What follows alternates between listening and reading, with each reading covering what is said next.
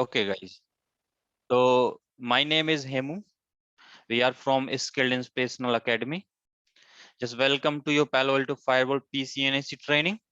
This is my contact number. You will also get that number into your group chat, into your group admin, right? So in case of any query, you can contact me. And guys, also let's say you are facing any issues with your labs or you have any doubts.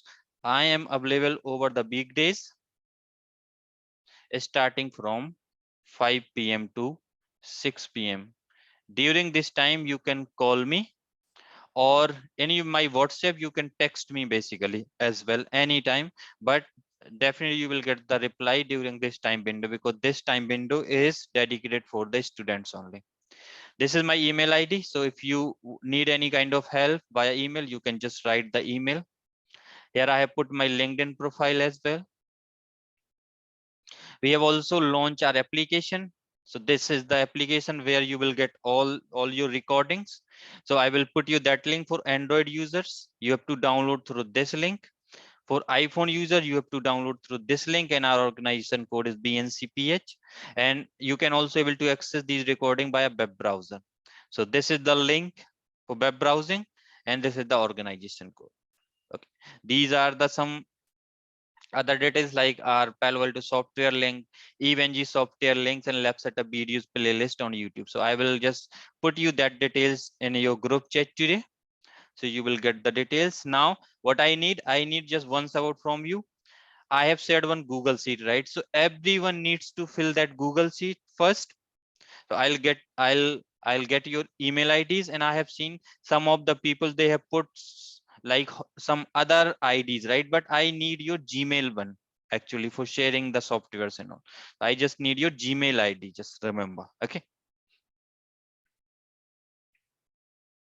And after that, you can also try to download today our application and register with your mobile number and email ID. So like, so for people who is in India, you can register with your mobile number, and after that you can add your email ID as well. For the peoples who is not from India, what they have to register with the email ID only. You can first register with your email ID and later on you can add your mobile number. Okay, because you will get the OTP for login into your email and into your phone number. Okay, but my team will help you with that information as well. Okay, cool. Now coming to your today's topic.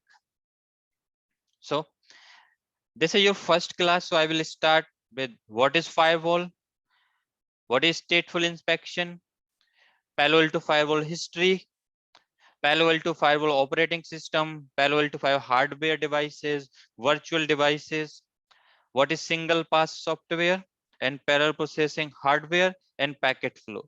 And guys, in your interviews, these two questions are most important. They will ask this question, and if you don't know these things, which means they can consider you don't have idea of Palo Alto, because these are the very powerful questions of your Palo Alto firewall. And if you know everything, you can explain these things till 20 to 30 minutes in front of your interview basically. Okay, now let me just start with what is firewall. Okay, so if I'll say what is firewall, let me just make some space here. So let's take an example. If you have this kind of setup here, so if you will see in this diagram, I'm having my LAN environment, which is this one. I'm having my DMG environment, which is this one, and right. And after that, I have a direct connectivity with the internet, right? Now, this device you will see, this device is firewall. So now what is firewall? So a firewall is a security system who can control the incoming and outgoing traffic. What is firewall? Firewall is a device who can control the incoming and outgoing traffic. Means now I have used here two terms: incoming. incoming traffic, right? And I have used the term here outgoing traffic. Now, let's suppose this is your system here. This is your system, right? And this is the test PC. So these are your LAN environment system, right? Now, if let's suppose this system wants to communicate with this particular router in the internet, right? What? He will send the traffic towards your firewall, and after that your firewall forward this traffic towards the internet service provider, and after that this traffic reaches to here, right? Now, if you will see, this particular traffic is leaving your network, right? So if it is leaving your network, which means this traffic is known as outgoing traffic, guys. This is your outgoing traffic.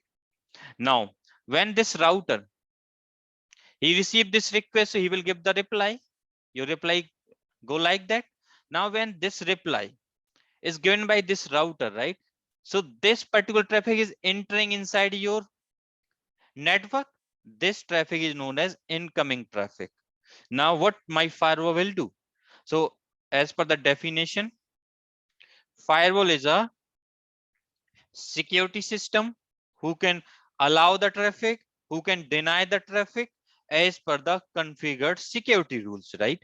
Or firewall is a device who can control. I have just put the name here, who can control the traffic or who can inspect the traffic. Now there is a difference between control and inspect. So firewall is a device who can control the traffic and who can inspect the traffic, whatever flowing in and out of your organization, or the traffic which is going outside of your organization, or the traffic which is coming inside your organization. What firewall will do? It will control and inspect. What do you mean by the control? Control means it can allow the traffic, it can deny the traffic, right? What it can do, it can allow you traffic or it can deny the traffic. Now, how basically this firewall will allow the traffic, how it will deny the traffic, right? We need something here. So what in your firewall, generally we have a security policies. What we have here security policies. Now we have these security policies, or these are the rules basically, where we will write this traffic will allow or this traffic will be denied. These kind of things we will write into our security policies, right? Now, so control means it can either allow the traffic, it can either deny the traffic. Inspect, what do you mean by the inspect? Inspect mean what it will do? It will read your headers. If you are aware about the TCP IP OSI model, we have your layer 3 header, right? We have layer 4 header, then we have layer 7 header, and we have layer 2 header, right? So what it will do, inspect means it can read your layer 3 information, layer 4 information, and layer 7 information. Why it needs to read that information? Because it needs to read the information so it can identify if this traffic is the clean traffic, it is not having any kind of malwares. Just give me 1 second, I'm not sure why this is coming here. So the meaning of this inspection is it can basically read your header, so it will read your data for the clean traffic or for the malicious traffic basically. So now I think definition of firewall is clear. So firewall is a security system, or a firewall is a device who can control and inspect the incoming traffic and outgoing traffic. Okay, this is the simple definition of your firewall. Now, as I have mentioned, it can control the traffic, right? It can control, right? So generally, my firewall, it will always control the traffic if we have the security policies. So their security policies is a Palo Alto term, guys. In your Cisco SA, This security policy is known as access control list or ACLs. In your checkpoint, the same thing is known as rules basically. Now, in the security policies, generally what we have, we will have the information of your layer 3 header, which is your source IP and destination IP address. We have information of layer 4 header, which is your source port and destination port, and information of your layer 7 header, where we can define the URL, we can define the application, all these details basically. Okay, now if I'll go here, if I'll design one diagram here, so let's suppose this is my firewall, any firewall. Okay, this is my firewall. Behind this firewall, I always have a core switch basically. And behind this core switch, I have my LAN network. Let's say this interface is Ethernet 1x2 interface. This firewall have a connectivity with the internet service provider, which is known as ISP. This interface is Ethernet 1x1.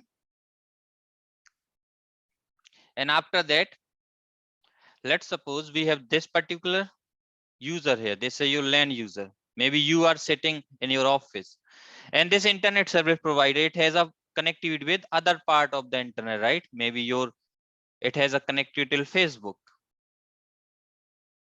till Gmail, till Amazon, right? It has a connectivity like this. Now, so now you know the definition of firewall. Firewall is a device who can control the incoming traffic and outgoing traffic, right? And also, now this firewall, it can be a physical device, guys, or it can be a virtual device as well, or it can be a software device as well. So we have generally three types of firewall: physical firewalls, virtual firewalls, and your software firewalls as well.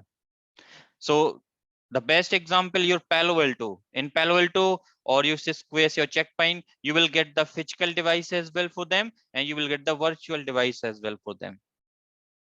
The software based firewall, if you remember guys, in your Windows machine, we have a Windows Defender, or in your Linux machines or in your Mac tables, we have a IP tables, right? These are the software based firewall basically. So firewall can be anything, physical, virtual, or software.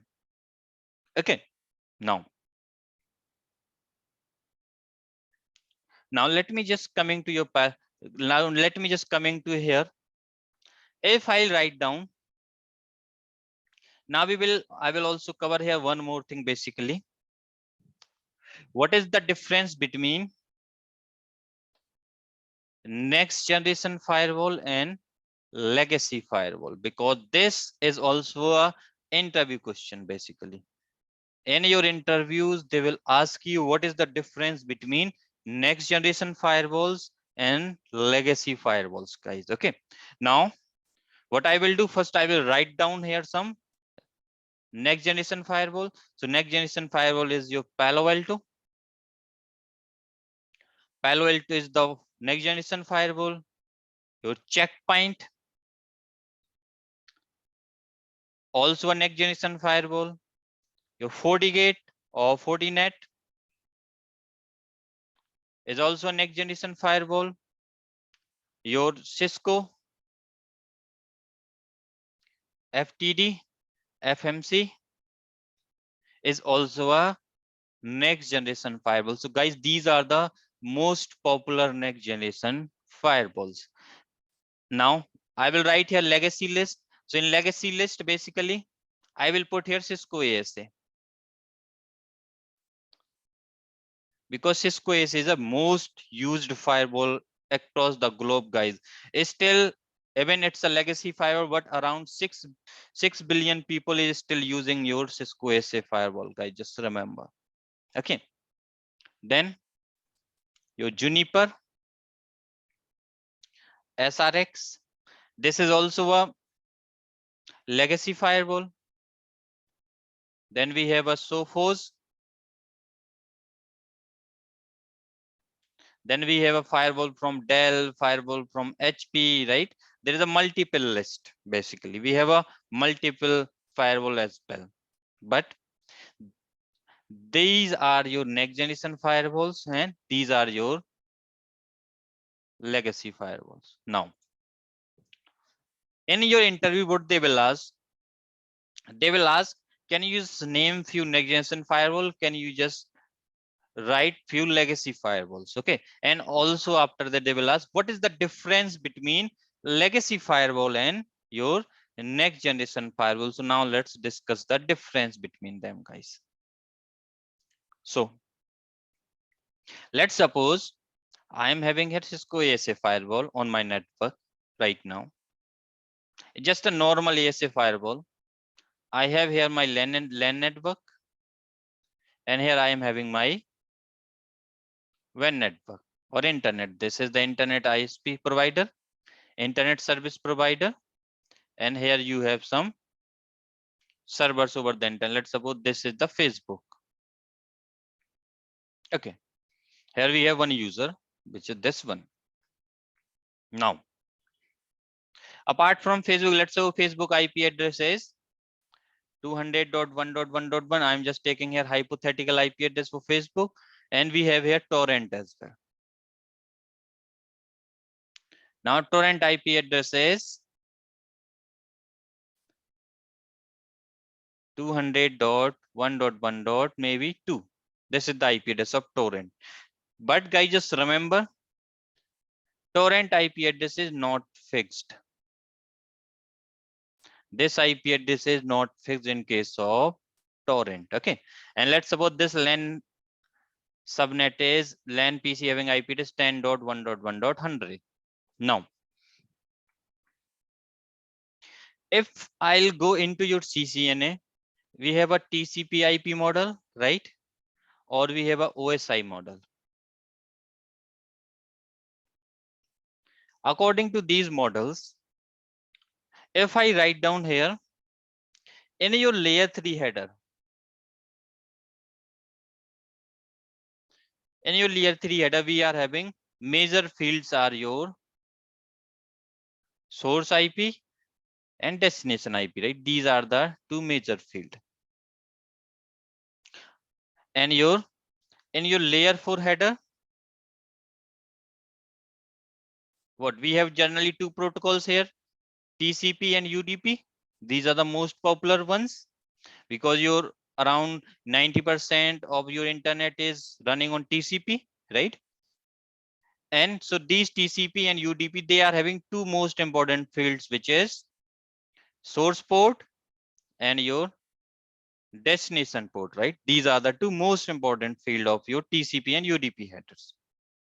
Now, let's suppose this Facebook, it is running on TCP 443, right? Because whenever you will access the Facebook, you will access on 443 only, right? Torrent also, let's say it is running on TCP 443. Now, so as I have mentioned, we are having here legacy firewall, which is Cisco ASA firewall. It's a legacy firewall. Now, in this legacy firewall, basically what happens, whenever we will write the access control list, basically. So whenever we will write the ACL on your routers on your ASA firewall, it is similar, right? When we write your ACL, what we will use to define in our access list? We used to define the source IP. We used to define the destination IP. We used to define the source port. And we used to define the destination port, right? These are the generally fields which we will define in our access control list, right? So guys, legacy firewalls are the firewalls who can protect or control the traffic on the basis of layer 3 information and on the basis of layer 4 information. Layer 3 information means source IP, destination IP. Layer 4 information means source port and destination port. Right? By using ASA, let's suppose, as I have mentioned, this IP address of torrent is not fixed, which means IP address of this torrent is changing every second. And this port number is also changing every second. Now, if IP and port number is changing for this torrent server every second, do you able to write your rules or do you able to block the torrent traffic on your ASA? Not possible, right? Because this information is missing there, right? Because this firewall is only able to protect you through layer 3 information and layer 4 information. But here, in case of torrent, your layer 3 information and layer 4 information is not fixed. It is changing dynamically. Now, if you want to protect or if you want to protect your environment from this torrent and all, what you need? You need some firewall who can also look the information at layer 7, right? Because when you will access this torrent server, it is having some specific patterns, guys, because see, torrent, they will not able to change their internal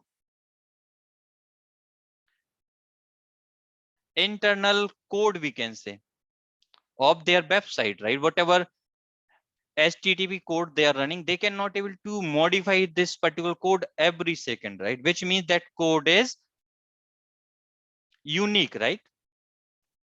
This code is unique for torrent. This code is unique for Facebook as well. Which means if we have some kind of device or some kind of firewall, which is a next generation firewall, who can look at layer 3 information, he can also look at layer 4, but he can also look the layer 7 information. Because when you will access torrent, right, you will go through with lots of HTTP get and post transactions, right? Because this HTTP code is not changed. That is basically have some specific pattern for torrent. It is having some specific pattern for Facebook, right? Which means if you have a device who can read the layers of information as well, you can able to block these devices. You can block the torrent traffic and everything, right? Now let's take an example here. One more example. Let's suppose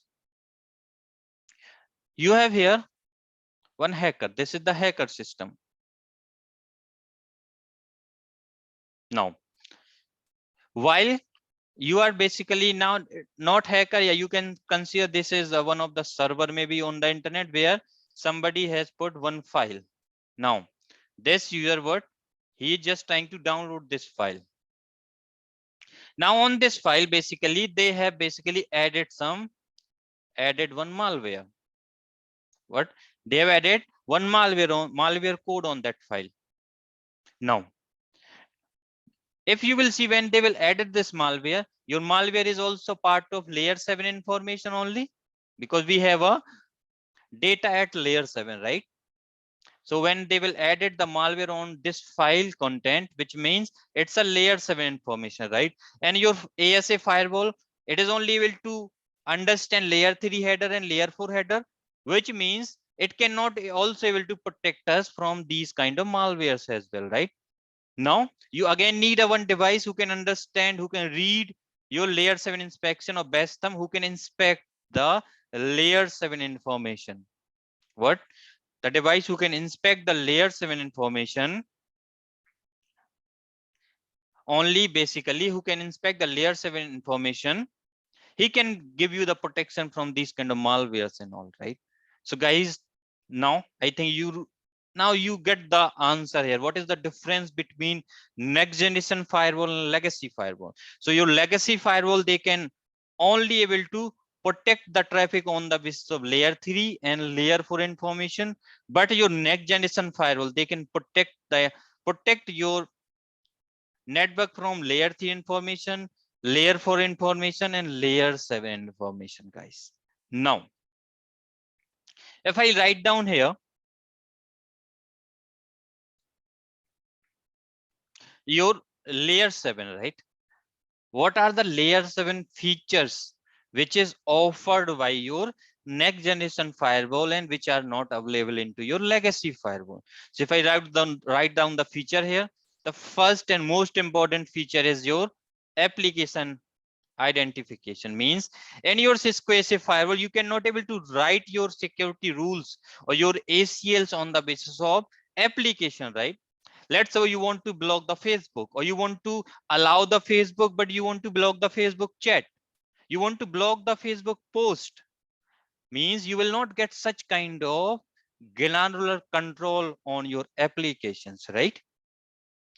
So this is the one of the very good feature. This guys, give me 1 second. I'm getting long. Okay. So now in layer 7, we have a app ID, which is the most important feature of your next generation firewall. Now we have another feature, which is URL filtering. URL filtering is also one of the biggest feature of your next generation firewall, because I will discuss in detail like how URL filtering happens in your firewalls, how they will read the domain details, right, from your HTTP header, from HTTPS header. Don't worry on that, but it's a part of your layer 7 only. Third thing, you will get the virus protection.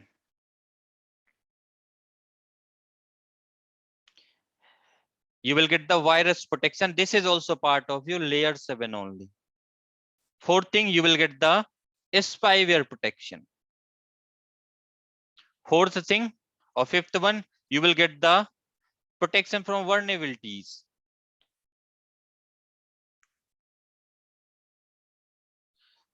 Sixth one, you will get the data protection. Data protection is very important feature of your next generation devices, guys. You will get the file protection. What? You will get you will get here file protection as well. Okay. So app ID, URL filtering, virus virus protection, spyware protection, vulnerability protection, data protection, file protection, and there's a one more, which is wildfire,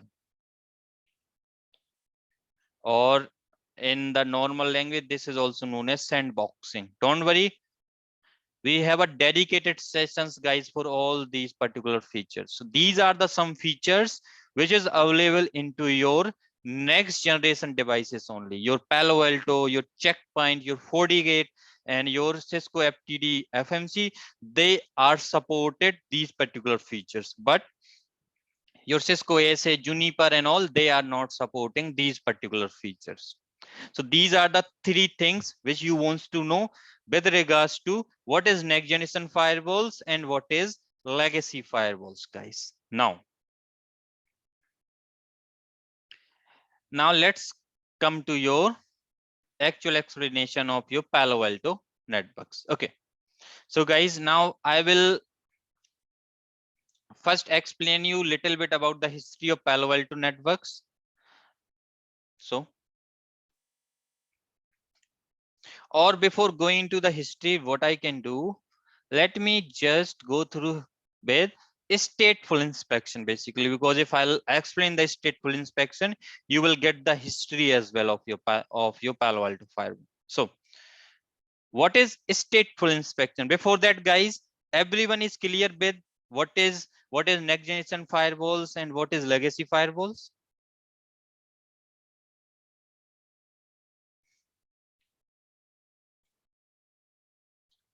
Oh, that's great. Then I got lots of yes, which means we can go ahead for the next. Cool. Thank you, guys. And can somebody type on a chat? You will get what is the main difference between legacy firewalls and your next generation firewalls. The main difference at the inspection level. Yep. Answer is, so your legacy network, they will protect you from layer 3, layer 4 only, but next generation layer 3, layer 4 and layer 7, everything. Okay, great. Okay, now let me just go with the stateful inspection, guys. Okay, cool.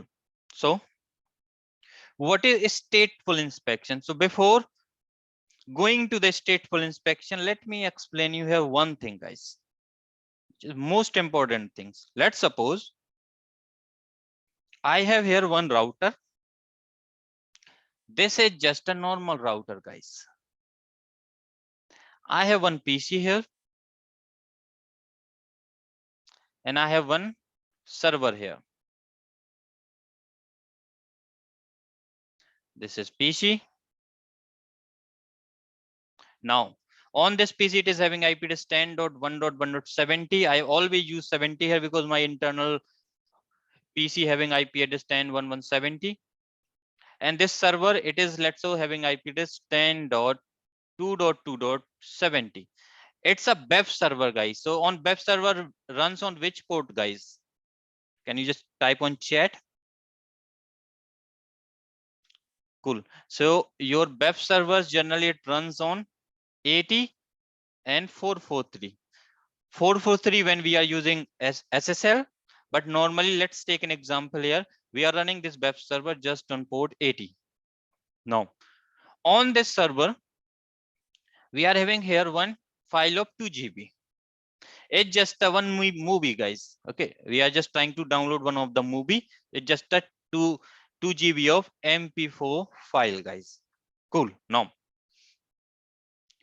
so when this PC he wants to download this file from the server, how the transaction happens? So if I write down the transaction here, let me use your red color then.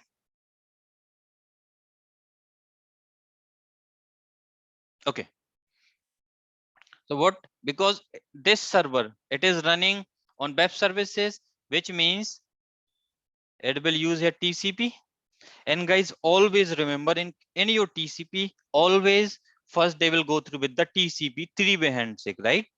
So what will happen? Now this PC, he will send one request. This is a TCP send request. Now we are going in little bit depth, guys. Okay, it's a TCP send request.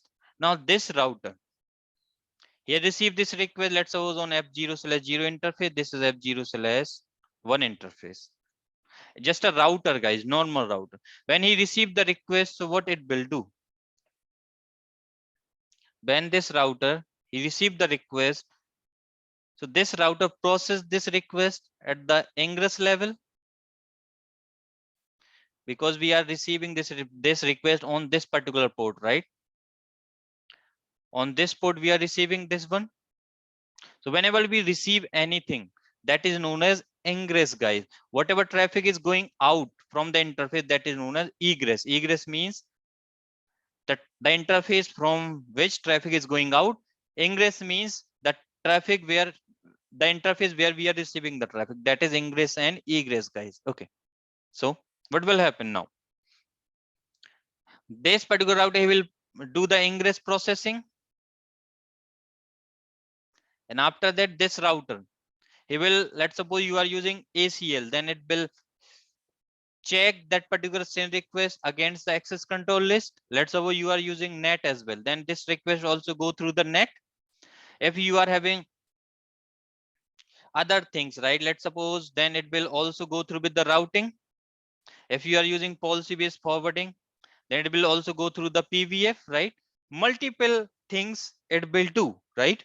So guys, in case of Cisco routers, I will not go in all the details, but it will go through around 27 checks if you will use all the features on your router. Okay, so we have received this request and request on this interface. Now this router, he has processed this packet against all these 27 checks, and after that only what it will forward this request towards the server. Now this server received the request, he will process the request and he will reply back The second message, TCP SYN plus ACK, right? Now your TCP SYN plus ACK also go through with all these checks. And after that, they will basically send the third packet, which is TCP acknowledgement, right? By exchanging these three packets, now your TCP is established, right? Now your TCP connection is established. And after that, what will happen? The next packet which they will send, which is HTTP get request, HTTP get this packet received by the router. He will also process this packet against all these 27 checks. And after it will forward this packet here. Now this server, he will send the HTTP response. This response received by this router, he will process this response as well against all these 27 checks. Now, let's take an example here. If you remember, guys, in your router, basically, whenever your packet go through the ACLs or go through the net or go through the routing or go through the policy-based forwarding, if you are, these are the major checks basically, or these are the major process which really needs some processing time, which really needs some time. So what, when your packet go through with all these engines, you can think these are the different engines we are having on your router. When your packet go through with these engines or these processes, what will happen? These processes, they need some RAM, they need some CPU, and they also need some time for processing this request, right? And your every packet, whenever you will receive on this router, this packet needs to go through with all these 27 checks. Now, let's take an example here. If this router for processing your SYN plus ACK and then ACK, then HTTP get and STD response and the other packets, because for downloading this 2 GB of file, they will exchange, let's suppose they have exchanged here 200 packets. Means what? 100 request and 100 replies. So total transaction is 200. Okay. And let's suppose I am taking one hypothetical number for processing this each request. This router needs around 1 second. This router needs around 1 second for processing each request, which means for this entire conversion between this PC and this server, while downloading this 2 GB of file, how much time they need? They need around 200 seconds for processing the things, right? This is the case, right? In case of router. Now, if I write down the things here, so let's suppose they have exchanged around 200 request and replies packet, and each request which needs at least 1 second. Let's suppose so. Total, how much second they need? Around 200 seconds for processing this particular data. This is the case of router, because router is a stateless device. What? Router is a stateless device. And your every time router will send the packet through all these particular major checks: ACL, net, routing, and PVF. Okay. Now,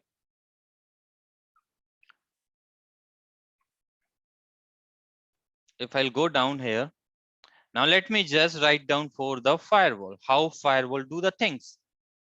So let's take an example. This time we have here firewall.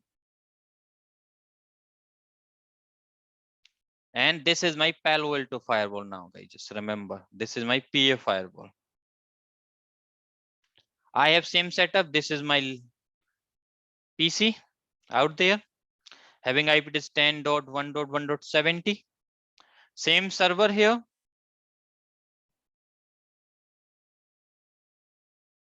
Having IP address 10.2.2.70 running on port 80.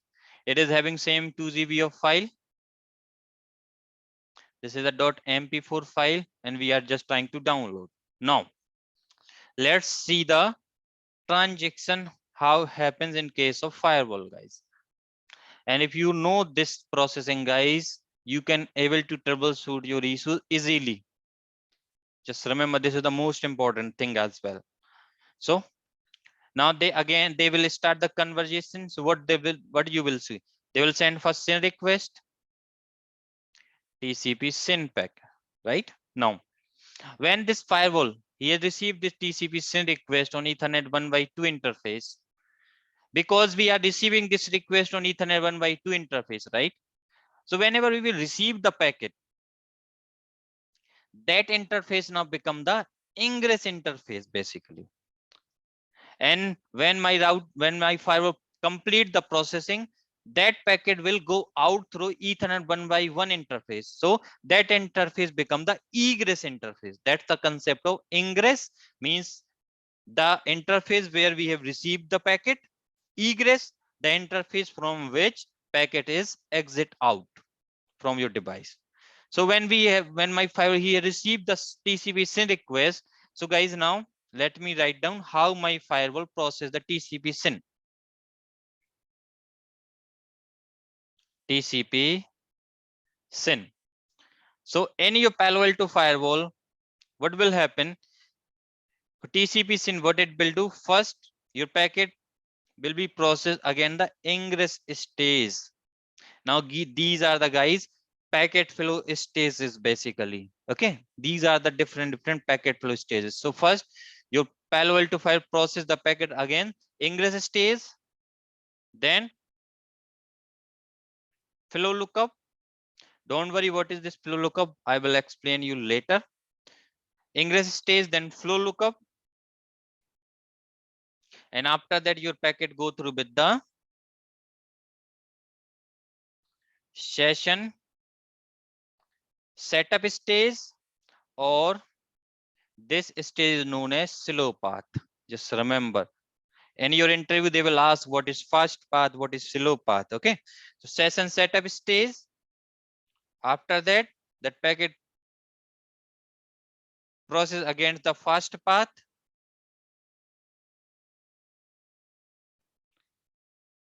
the last one is egress stage. This is how your TCP request processed by your Palo Alto firewall. Just remember, now this request reaches to this server. This server, he will reply with the TCP SYN plus ACK.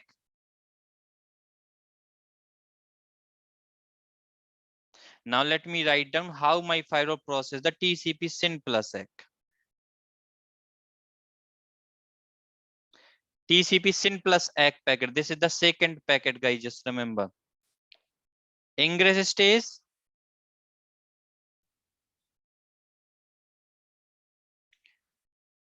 Then your flow lookup. Then your fast path. Here it will bypass your session setup state or slow path stage. Why it will bypass? I'm gonna explain a bit. Fast path, then your egress stage.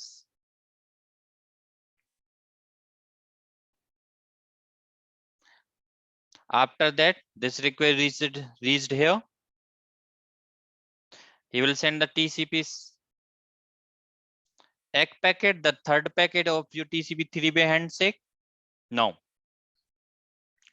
TCP ACK, which is a third packet. Third packet also processed the same like your TCP SYN plus ACK is processed. Now, guys, they will bypass the session setup state for all the upcoming requests and replies. Basically, now ingress stage, then your flow lookup,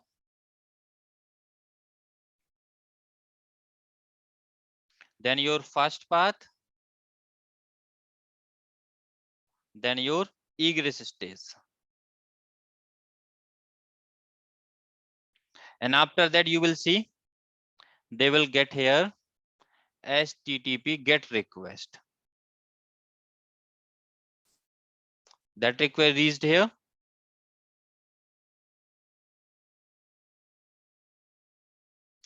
You will get here after the HTTP response.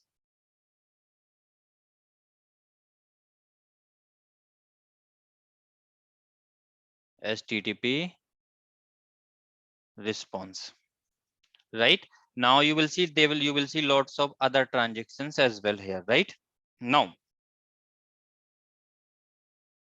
let me write down how they will basically process the fourth packet, which is HTTP get request, guys.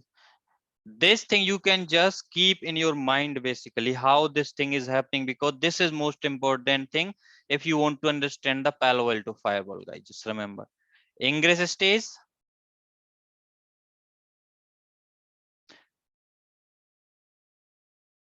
then your flow lookup, ingress stage, flow lookup, then your fast path. Now here they will introduce two more stages basically. Fourth one is app ID, fifth one is content ID, and the last again egress stage. And after that, whatever packet you will get, which is HTTP response, all these ones, these packets they will process. So let me write down here remaining packets. What remaining packets will go? They will go through the ingress stage,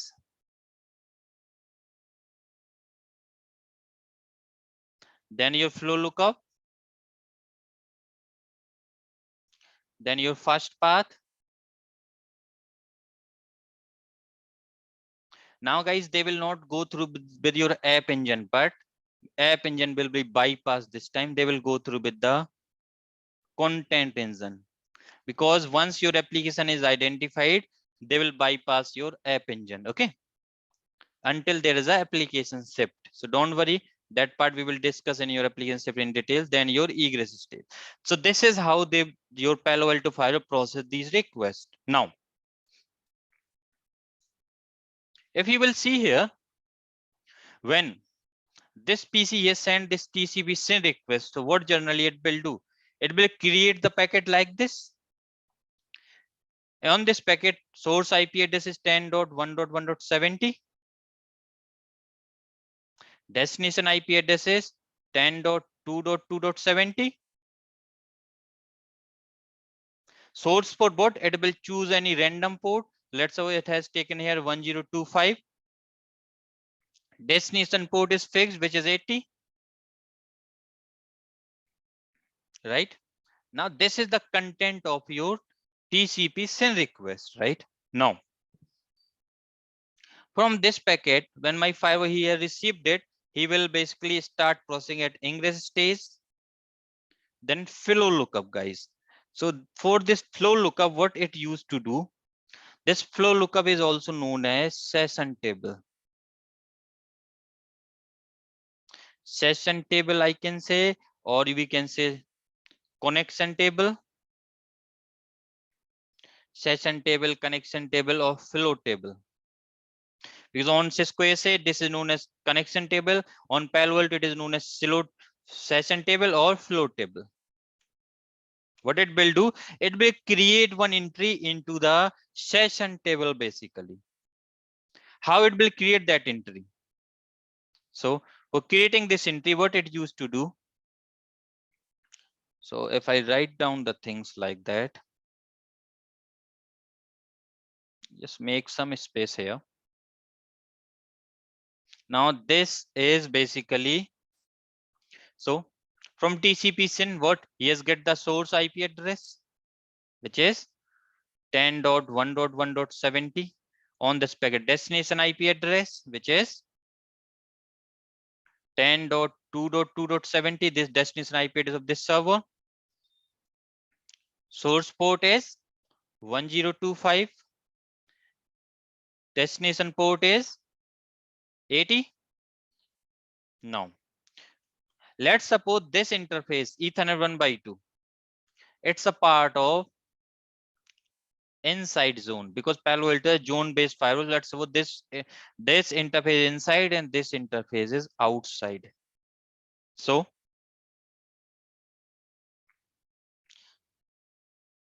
now source zone,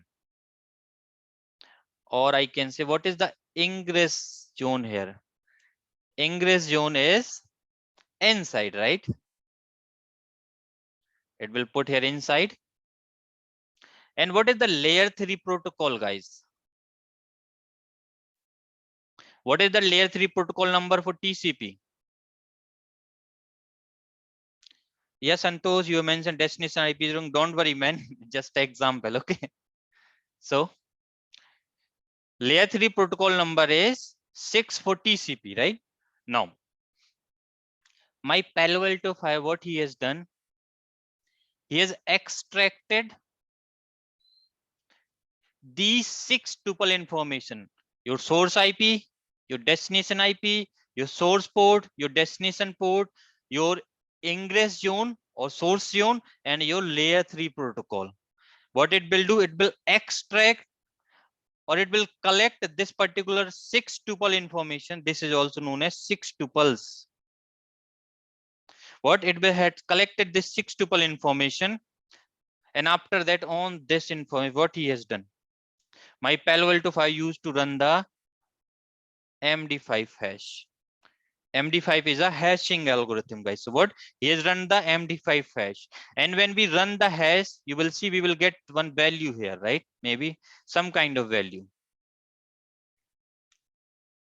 Some kind of value we have received. This is the hashed value. What it will do now?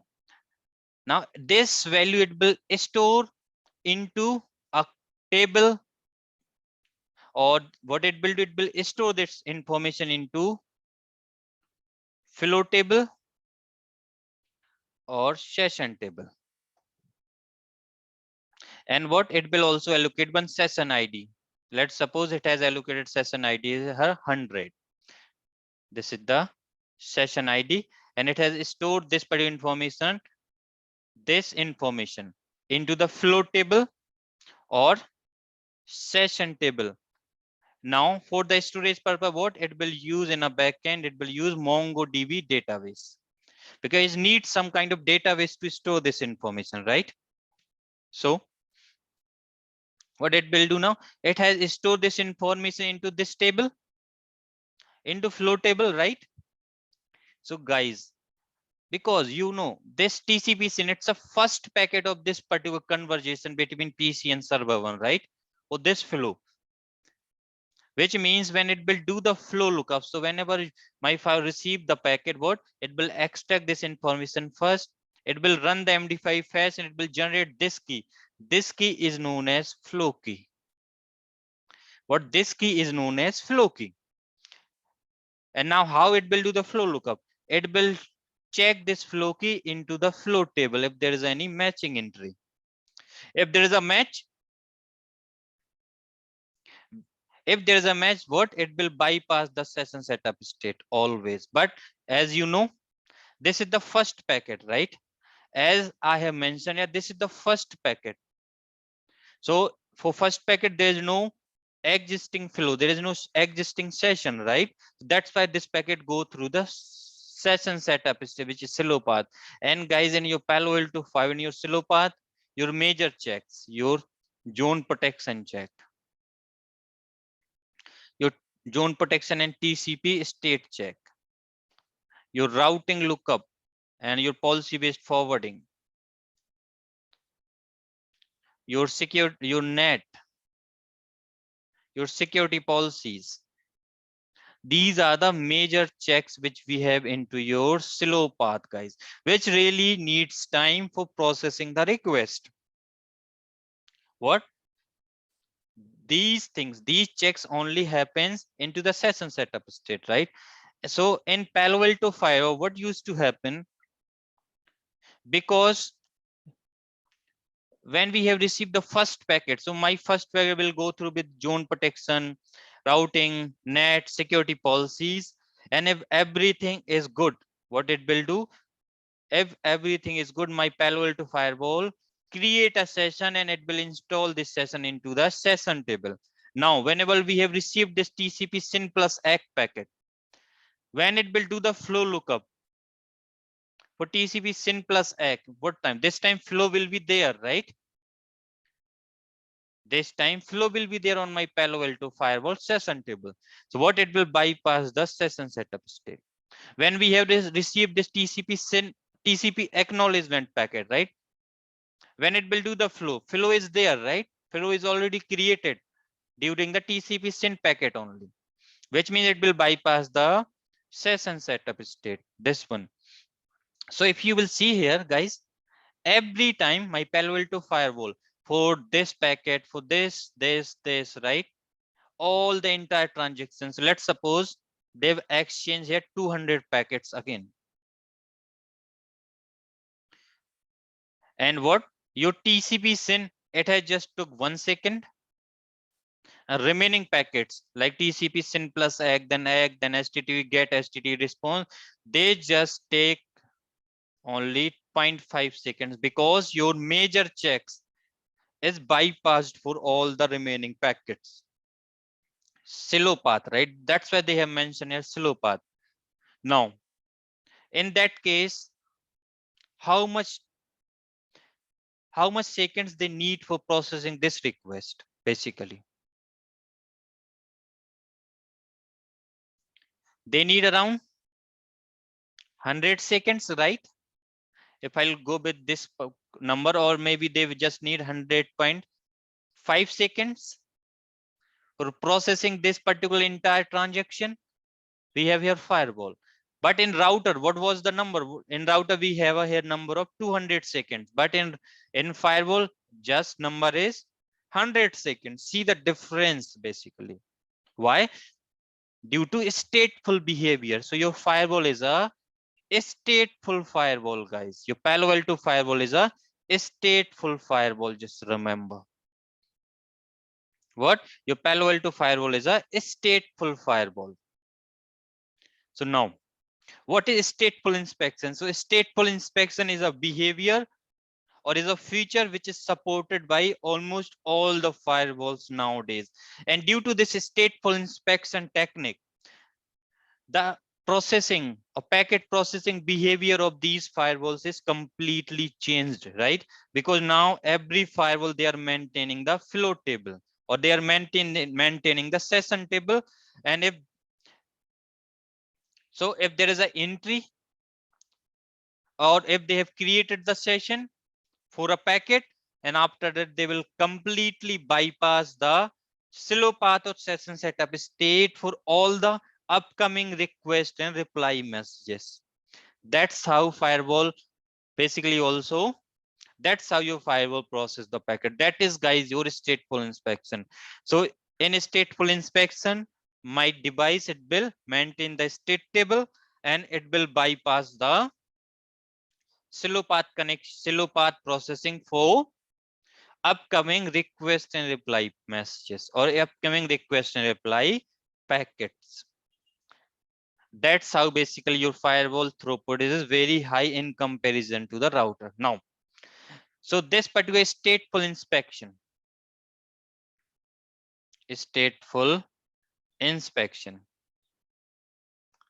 this techniques is developed by the engineer. His name is Nirjuk. He was a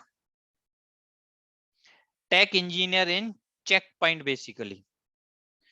So he has developed this techniques in 1993 and he was a tech engineer in Checkpoint company. That time he has basically developed this particular stateful inspection. So first time this stateful inspection is introduced by Checkpoint, and after that your ASA firewall, they will start using this techniques in 1994. Now, this Nirjuk, initially he was a part of NetScreen, which is also known as Juniper nowadays. So first he has worked with Juniper or NetScreen, and after that he just moved towards Checkpoint.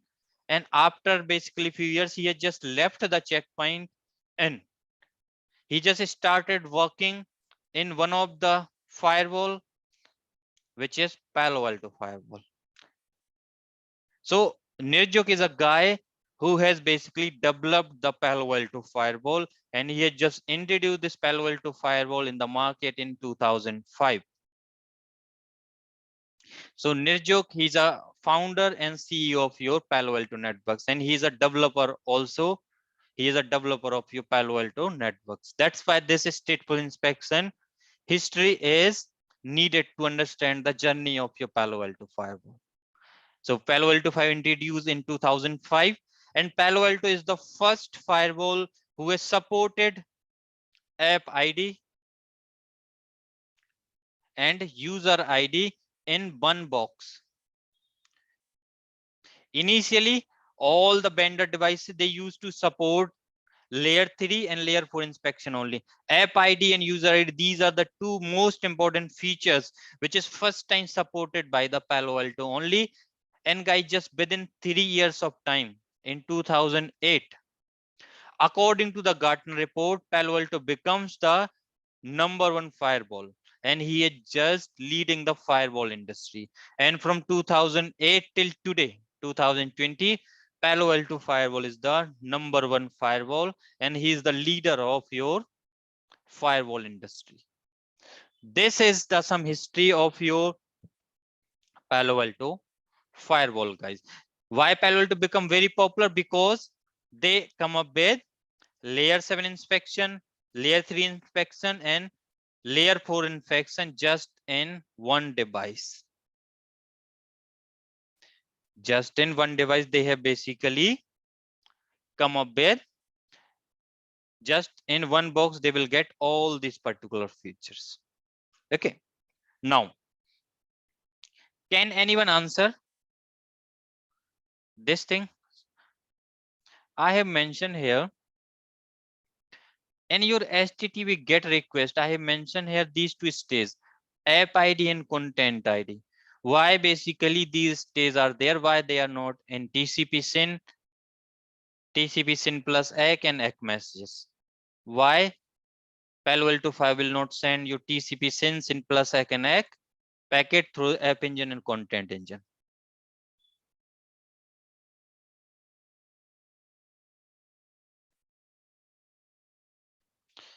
Because your TCP SYN plus ACK and ACK, these messages, they don't have any kind of layer 7 data, guys. My Palo Alto firewall, no, it's a TCP SYN plus ACK and ACK, and they don't have any kind of layer 7 information. That is the reason your TCP SYN plus ACK and ACK will not go through your App Engine and Content Engine. Just remember.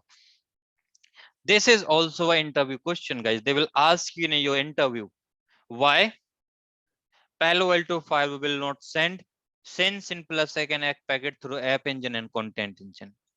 You have to simply answer these SYN plus ACK and ACK, they don't have any kind of layer 7 inspection. In your interview, they will ask, what are the 6 tuple of the session table of your Palo Alto firewall? So you have to simply tell source IP, destination IP, source port, destination port, layer 3 protocol, and your ingress zone. These are the 6 tuple of your session table in case of Palo Alto firewall. This is generally they used to ask these questions basically through your stateful inspection. So now you have enough information to explain in front of the interviewer for a stateful inspection, guys. Now, let me come back here. Now let's discuss regarding Palo Alto firewall operating system, Palo Alto firewall hardware devices, and Palo Alto firewall virtual devices. I'll go here. So first, I will explain you the Palo Alto firewall operating system. So guys, your Palo Alto firewall operating system is known as PAN-OS. PAN-OS is your Palo Alto Networks operating system. Now, this PAN-OS is a customized version of your BSD Linux. What Palo Alto have done? They have taken the BSD Linux, they have customized it according to their requirement. Means they have done lots of changes on the BSD Linux code or the actual operating system, customized it, and after that, what? On top of this particular customized BSD Linux OS, they have just put the PAN application services. PAN application services basically.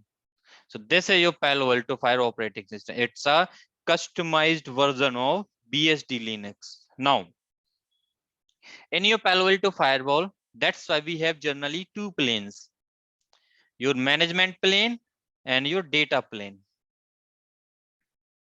And almost all your management plane is also known as Linux environment. In your Palo Alto Firewall, this management plane is known as Linux environment because it's just a BSD Linux, right? So kernel of your PAN-OS is BSD Linux kernel only at the back end. So all the daemons now on your Palo Alto Firewall, they are a part of your management plane. We do have some daemons in your data plane, and your actual PAN applications, it is running on top of your management plane and data plane. So this is all about your Palo Alto Firewall operating system. Now, the latest version of Palo Alto operating system is 10.x. So right now they are running with 10. series. So they have just launched 10.1.x series as well. And in the industries, people are using 10.0.3 because this is the most stable version of Palo Alto networks basically right now. So this is the version which is used by the production environment basically. This is something about the Palo Alto Firewall operating system basically. Now, apart from this, now Palo Alto Firewall operating system, it will come in both the forms basically. So Palo Alto offers both kind of devices. They have a hardware devices, or we can say physical appliances. Palo Alto offers the physical appliances, and as well as they will offer the virtual appliances as well. So in physical appliances, basically the first or very small firewall is Palo Alto PA200 series. In 200 series, we have two boxes, PA220 and PA220R. This particular PA220R is designed for the places where you have a lots of humidity. This is a dedicated box designed for these conditions only. This is a very small box basically. Okay, it's a first starting box of your Palo Alto networks. It can able to, it is generally used by the very small organization where you have a user count between 10 to 100, not more than that. Okay, after that, the next series, which is Palo Alto 800 series. 800 series and your Palo Alto Firewall 3200 series. These two series basically is used by the enterprise customers or the medium sized customer basically. In 800 series, we are having 820, 850 and 860. These are the three boxes we are having in 800 series. In PA 3200 series, we are having 3220, 3250 and 3260. These are the three series we are having into PA 3200 series. Between PA 800 and 3200, guys, this is 32.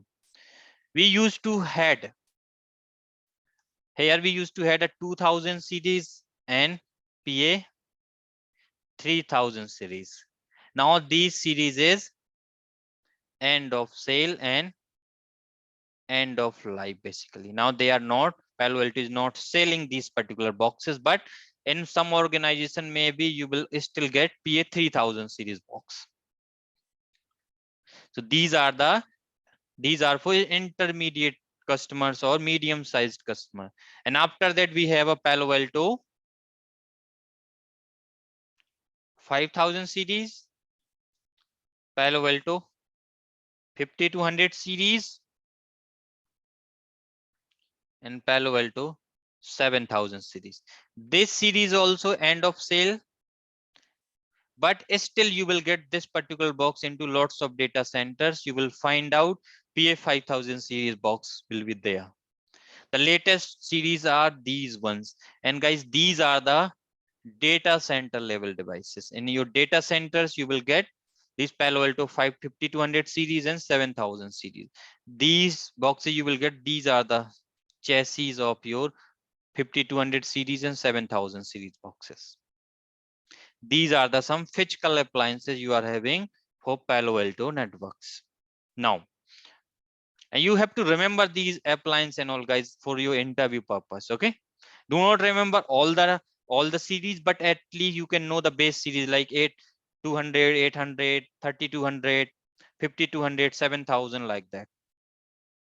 Now, Palo Alto do have a virtual devices as well. They do have a virtual appliances as well. Now you can install these virtual devices on VMware, on KVM, on Citrix environment, on Amazon AWS. You can also install on Azure Cloud, Google Cloud, Oracle Cloud. They means Palo Alto is available almost all the cloud vendors. You can install Palo Alto VM in ESXi environment as well. You have a VM 100 series, 200 series, and 300 series boxes. We do have VM 1000 hypervisor as well. The major difference between physical devices and virtual devices: throughput. Your physical appliances, they are designed for providing the high throughput. Your virtual devices is the appliance, they will have a less throughput in comparison to the physical appliances. So these are the some boxes we are having for some hardware boxes and some virtual boxes of Palo Alto Firewall. Now, if you want the entire list of supported devices, you can always check out the on the internet. So this is the URL. If you go into this URL, you will get all the boxes. Now they do have a like PA 5400 series as well.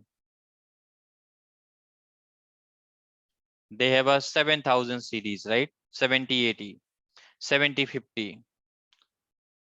So you will get entire list of these devices.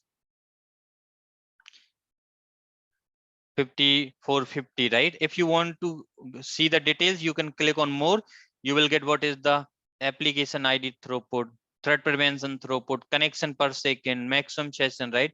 You will get all the entire data sheet of this device, how many security policy it is supported, right? So whenever you will basically try to design the solution, you have to check these particular data sheets. You will get all the boxes. Then we have a 5200 series here. Then 3200, 3260, 3250, 3220. In 52, we have a 5220, 5250, 5260, and 5280 series, right? Then we are having 54 series. This is the new latest series actually. Then we have here 850, 820. This is the first time I'm seeing this particular box, basically 400 series. It was not there previously. Then we are having 220 and 220R. These are the ones which is most used. Then we have a virtual devices now. VM series with 2 CPU and 4.5 GB of RAM. Virtual machine with 2 CPU and 5.5 GB of RAM. You will get all the details here.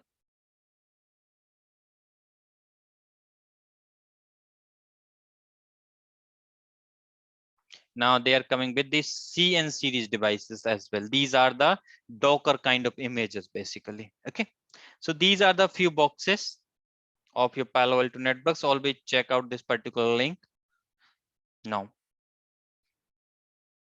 let me discuss your SP3. What is single pass software and parallel processing hardware, guys? Okay, so discussing this SP3, first of all, just try to understand this particular multi-pass architecture. Is what is the multi-pass architecture we are having? So if you will see, this is the diagram for multi-pass architecture, where if I'll go with the Cisco, so let's take an example. This is Cisco ASA. This is Cisco IPS. This is Cisco WSA, which is iron port. This is Cisco, we can say, URL filtering solution, which is also WSA. This is Cisco AMP. This is Cisco IPS. So if we have all these particular devices here, this is a legacy design, right? So this is a ASA firewall. As you know, ASA is only able to protect the traffic on the basis of layer 3 and layer 4 information. Right now, for this IPS, what he will do? He will provide you the protection from antivirus protection you will get, anti-spyware feature you will get, and vulnerability protection you will get. These things will take care by the IPS, right? WSA will offer you the URL filtering solution, and proxy solution is offered by the WSA. And for DLP, it is achieved by the advanced malware AMP solution from Cisco, right? Now, let's take an example. This is the server we are having here. Now let's suppose this user, he wants to access this particular server. What he will do? His packet, or let's suppose he's getting one reply from this server. His packet first go through this ASA, which is this one. So layer 2 to layer 4, layer 2 to layer 3 processing, then protocol and post bait identification, then firewall policies, right? And after that, this packet go through URL filtering. So your URL filtering device will come in a picture. IPS device will come in a picture here, and your AMP device come in a picture here, right? Means here you will see your device coming here, then going into IPS, then going for iron port, then going to DLP, then URL filtering, and after that reaching here, right? I mean, multiple checks will be there. Multiple checks will be there. Now, this was the very, very legacy design basically. And this kind of architecture is known as multi-pass architecture, because first your firewall processing will happen, then your URL filtering processing will happen, then IPS functionality, IPS device will kick in, then your AMP device will kick in, right? Now, if I'll draw one thing here, so let me just make some space. If I write down here something, if you guys know about ASA, on Cisco ASA basically, we have a Cisco ASA processing engine is known as Lena engine. This is the name of Cisco ASA engine, which is Lena engine. It's responsible for processing your packet. Now, in Cisco, we have a IPS functionality, right? This IPS functionality is you will get through the snat engine. Your URL filtering functionality, you will get through the, they have added some WSA engine as well inside this. And you are having here AMP engine as well for data filtering, right? This is AMP engine. Now, your FTD, which is a next generation firewall from Cisco. This box is a combination of Lena engine, snat engine, WSA and AMP. All these four functionality they have added on this one. Means first they have Lena engine, on top of they have added snat, on top of WSA, on top of AMP, which means When your packet received by the FTD, what it will do? It will process, your packet will be again process against the Lena engine, or processed by the Lena engine first, right? Which means ASA code. Then it is processed by the snot engine, which is the IPS code, right? For URL filtering, because they have added some extra code of WSA, which is done by the WSA, and it is done by the now M functionality done by the AMP engine, advanced malware protection, right? Because they have added all these 4 features here on your FTD. That's why your processing first go through this, then here, then here, then here. It's not like that one go. There is no one go is not possible, right? This is known as multi-pass architecture, basically. For multiple features, your packet go through with multiple processing engines, basically. Because why this kind of engine will be there? Because initially they have a ASA code, right?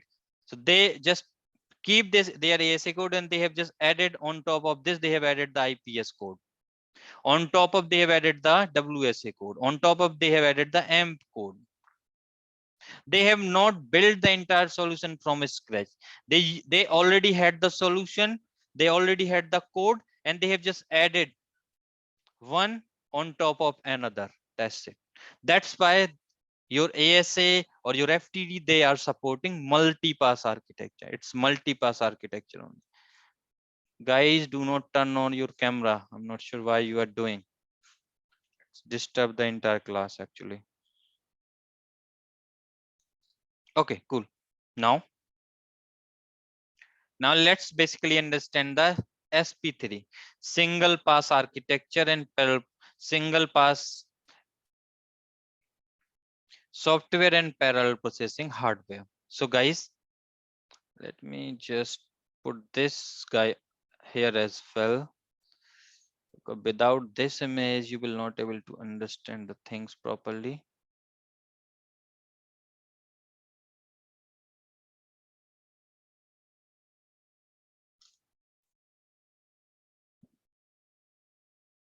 Come on.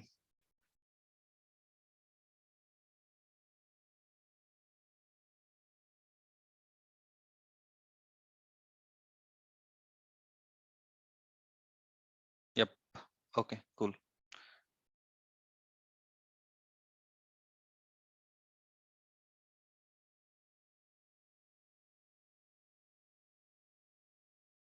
Okay. So, and your Palo Alto Firewall, basically, when you will purchase this box from Palo Alto, they will mention they supported, or Palo Alto supported SP3 architecture. And this is the most important interview question, guys. SP3, just remember. SP3 stand for single pass software and parallel processing hardware.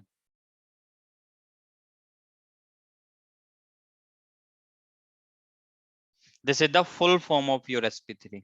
First of all, you should aware about the full form of SP3. S stand for single pass software and P stand for parallel processing hardware. Now, if you will see here, and your Palo Alto firewall, so first I will try to explain you what is parallel processing hardware, guys. Okay. So in Palo Alto firewall, as I have mentioned, we have a 2 planes, right? We have a management plane and we have a data plane. So in your Palo Alto firewall, this control plane is known as management plane only. Okay. So we have a management plane here. This is your management plane and this is your data plane. Now, Palo Alto firewall, first they have segregated their management plane and data plane. They have a dedicated data plane and they are having dedicated management plane as well. Just give me 1 second. Actually, I want to reduce the size little bit.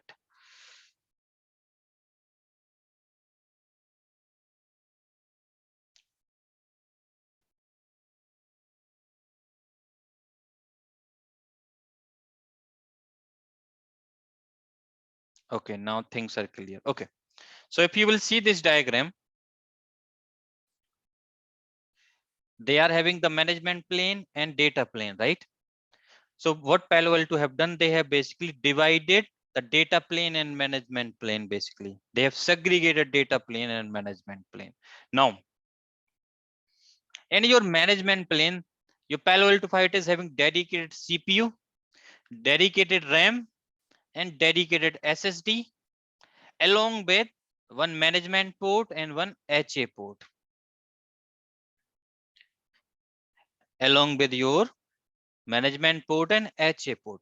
So it is having dedicated CPU, dedicated RAM, and dedicated hard drive SSD.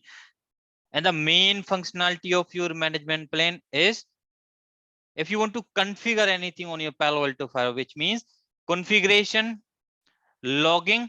So whenever you will see the logs on your Palo Alto Fire, these logging and reporting, these are the three major tasks of your management plane. Now, in your Palo Alto Firewall, they are having that data plane. Now you will see your data plane of your Palo Alto Firewall is further divided into three another planes, basically. Networking engine, security engine, and content engine. Or we can say these are the dedicated processors. Network processor, security processor, and content or signature match processor. If you will see, your data plane is further divided into three another planes. Network processor, your security processor. This security processor is known as data plane CPU. Your data plane CPU is this one, and your signature match processor, which is also known as signature match processor or pattern match processor or content processor. This is the one. And if you will see, signature match processor, it is having dedicated RAM, dedicated CPU. Security processor, it is having dedicated RAM and dedicated CPU. Your network processor is also having a dedicated RAM and CPUs. And guys, these are this your network processor and your signature match processor. This is also known as FPGA. FPGA means field programmable gateway array. These are the dedicated ASIC, or we can say these are the chip. If I'll say in layman language, these are the chip on your device who will basically process different requests, or who will process the packets. Now, so this is the parallel processing architecture, because Palo Alto have divided segregated management plane and data plane.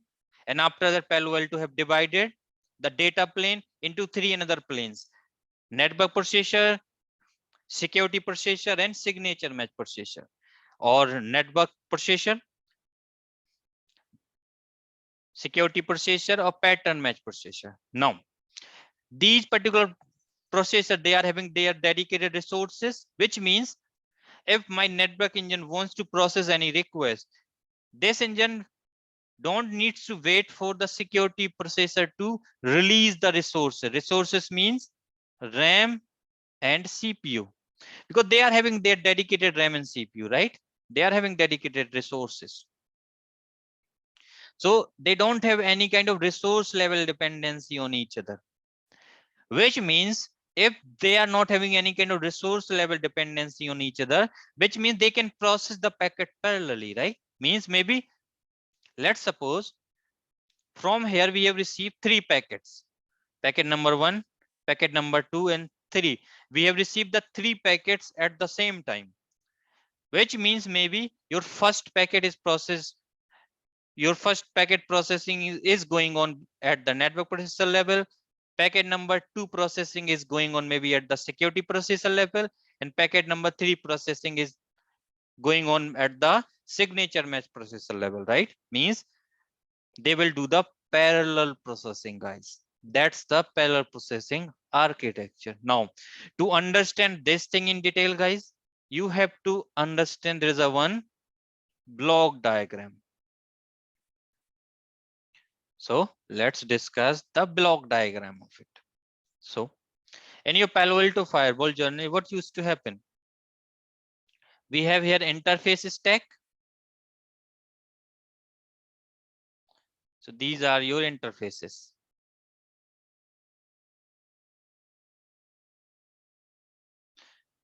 Starting from Ethernet 1x1, 1x2, 1x3, 1x4, 1x5, 1x6, 1x7, 1x8. These are the 8 interfaces we are having in your Palo Alto firewall. Now,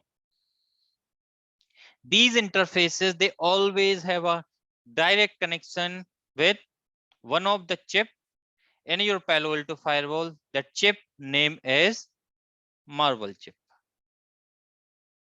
So guys, in low end boxes, so here basically you will see 2 chips, Marvel chip and Petra chip.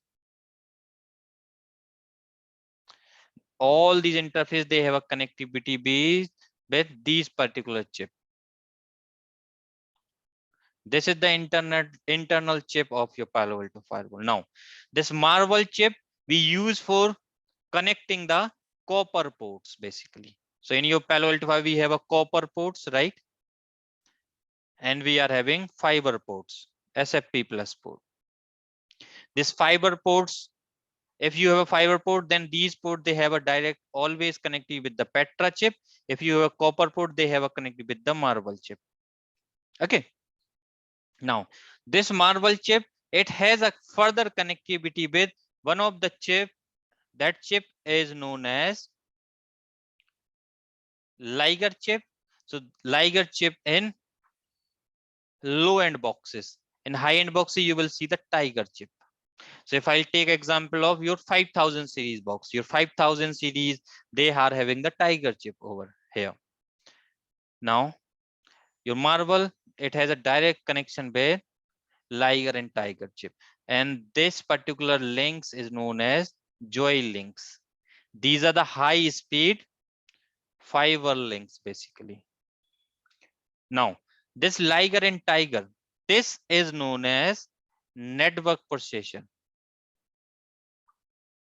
This processor is known as network processor basically. This is the one component of your data plane. Now, this chip will have a further connectivity with one of the chip is known as Octeon chip. Or this is your data plane CPU. This chip is also known as security processor.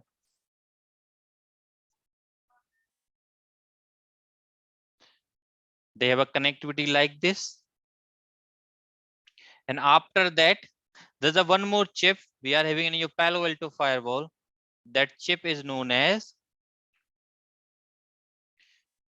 Jaguar chip. This is known as basically signature match processor. This is your signature match processor. This processor is also a FPGA, field programmable gateway array. Your network processor is also a FPGA, field programmable gateway array.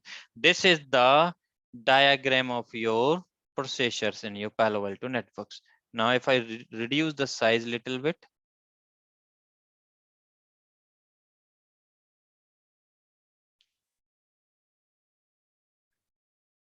and if I put this image here, now, so I think my screen is visible properly, right, guys? Or I need to increase? Right, guys? Can someone confirm, please, on the chat?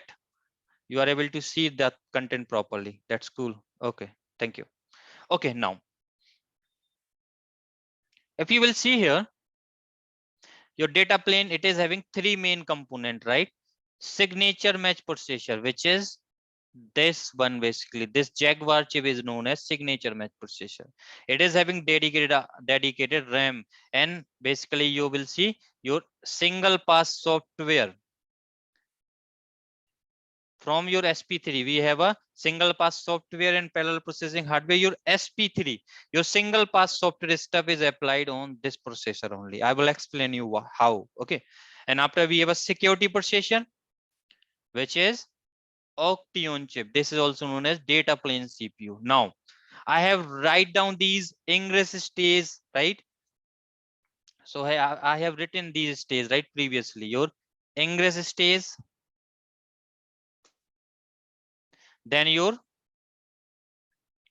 flow lookup, then your slow path, right? Now I'm not writing session status. Now slow path, then we have a fast path.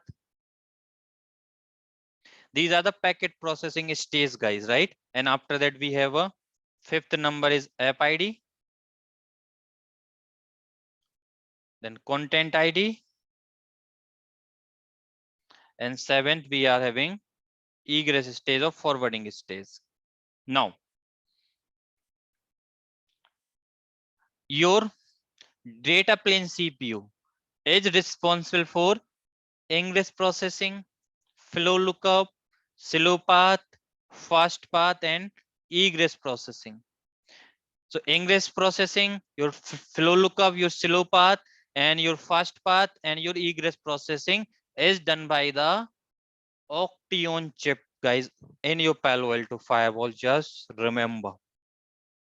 Now, your app ID and your content ID is done by the Jaguar chip, which is signature match processor. So your layer 2 to layer 4 processing will take care by the Oction chip, right? And your layer 7 processing done by the Jaguar chip, guys. Just remember this part. So your all your layer 7 features, which I have written previously, your app ID,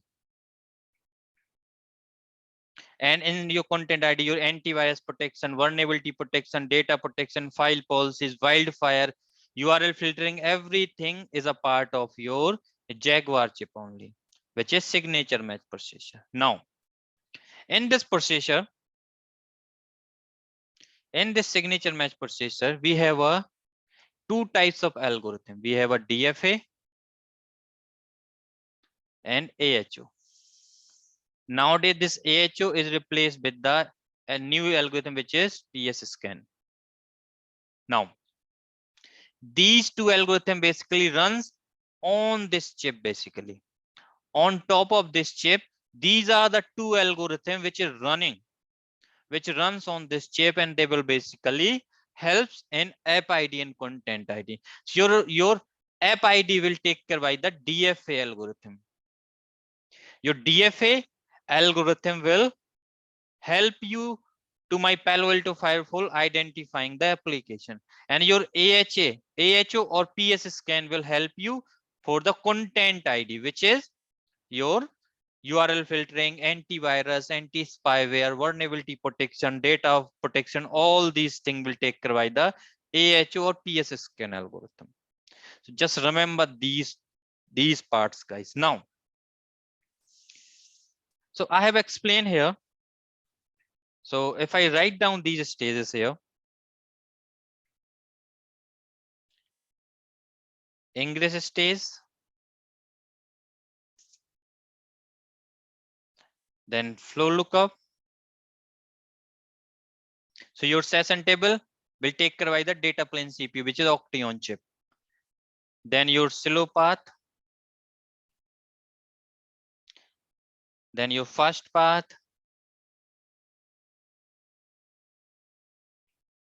then your app ID, then your content ID, and last one is forwarding stage, which is egress stage or forwarding state. Both are same. Forwarding stage. Now, these are the different stages we are having, right? So this app ID functionality and content ID will take care by the Jaguar chip, which is also known as signature match processor, and your other task, which is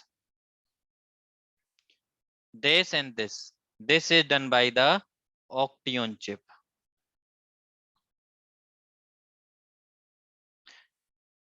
Octeon chip, right? Or which is also known as data plane CPU, which is DP CPU. DP CPU. Now guys, why we have this chip then? Why we have this network processor?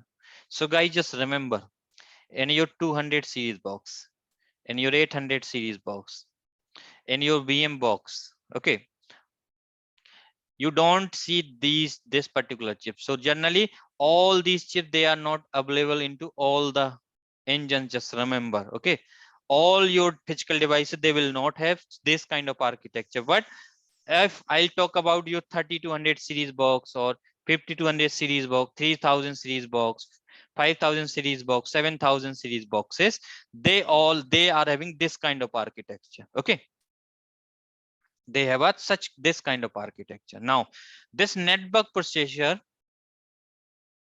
this processor is used for, or it will process the packet. It is responsible for processing the packet from layer 2 to layer 4, and it will only process the session which are offloaded. So this network processor is also known as session offloader. What is session offloader? Even though you don't know the what is this session offloader, you don't need that much information, because it's a very in-depth information. Okay, so your network processor is act as a session offloader. Means your network processor, it can understand layer 2 header, layer 3 header, and layer 4 header. Means it can able to do this processing, which means it act as a session offloader. So the session which we don't want to send at Jaguar processor or at your signature processor, means this is the processor who is processed at your layer 7, right? So if we don't want to send the data to this particular processor, Jaguar chip, in that case what we can do, we can just get the processing done by the Liger or Tiger engine, or by the network processor for layer 2 to layer 4, right? Because this packet or this session, we don't need to send to the Jaguar chip, which means my data plane CPU has offloaded that session. So it will only process the offloaded session, guys. This feature is also not supported by all the devices. Just remember. Now, why we will offload the session? So let's suppose we are receiving the encrypted traffic. If you don't know what is encryption, don't worry. Encryption means secure packet. Let's say we have received the encrypted packet and we are not using SSL decryption on your Palo Alto Firewall, which means if we will send these packet to the Jaguar chip for layer 7 processing, these encrypted data, my Jaguar chip will not able to see the actual content, right? And it will not able to process them properly, which means, so such kind of packet generally we will offload to the network processor. So this is the guys data path of your Palo Alto networks. Now, due to this parallel processing architecture, what is the benefit you will get? Due to this parallel processing architecture of your Palo Alto firewall, first benefit you will get, let's suppose you have got any issues. Basically, let's suppose you have got any issues. Let's suppose you have got any issues at the management plane level, or let's suppose we have this data plane, right? Now your data ports, they are connected with the data plane only. So let's suppose somebody has launched the DDoS attack here on your data plane.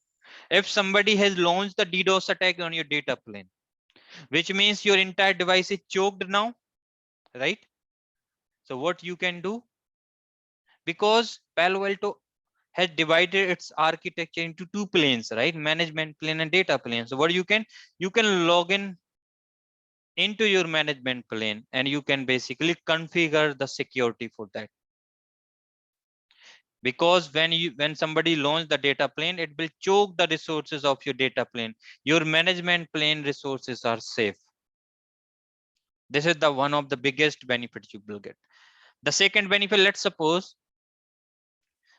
there is some hardware issue at the data plane level, means something is not working at the data plane, or some process which is running in your data plane, that process is not working properly due to some kind of bug, and Palo Alto has asked to restart your device, to reboot your device. In other devices, what used to happen, if you will got the issues, what will happen? You have to reboot the entire box. But in your Palo Alto firewall, what you can do, you can just restart your data plane only. You don't need to reboot your entire system. That is also one of the benefit you will get. Now, another benefit, let's suppose you got some issues in your management plane. If you got some issues in your management plane, it will not affect your data traffic, because your users request is processed by the data plane only, right? And you can restart that particular specific process of management plane to get rid of that particular issues, right? So such kind of benefit you will get with regards to the parallel processing architecture of your Palo Alto networks. Okay, this is, guys, your parallel processing hardware. Now let's discuss single pass architecture. Now let's discuss single pass software, means operation per packet, traffic classified with app id, user and group mapping, content scanning, all these tasks done in one go, basically, in your Palo Alto network. That is your single pass architecture. How it will be processed? This is the some old diagram. Let me just tell you. Now I am discussing single pass software.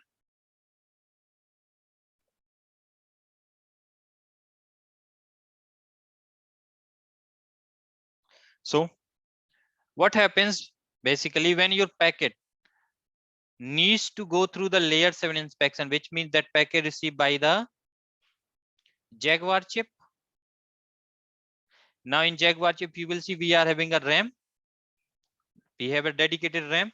So what used to happen, your packet generally, your layer 7 information is stored inside this RAM.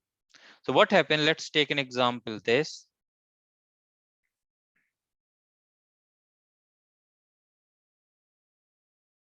let me draw this diagram.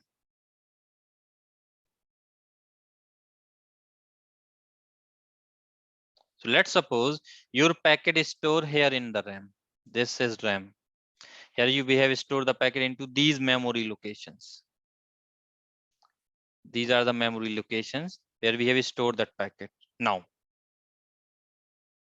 because all your layer 7 feature, it's a part of Jaguar chip only, right? And in Jaguar chip, we have this AHO and DFA algorithm, right?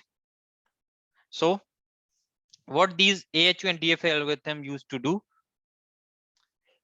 if you will see in your Jaguar chip, basically, we are having multiple database. We are having URL filtering database. We are having application signature database. We are having antivirus signature database, anti-spyware signature database, vulnerability protection signature database, right?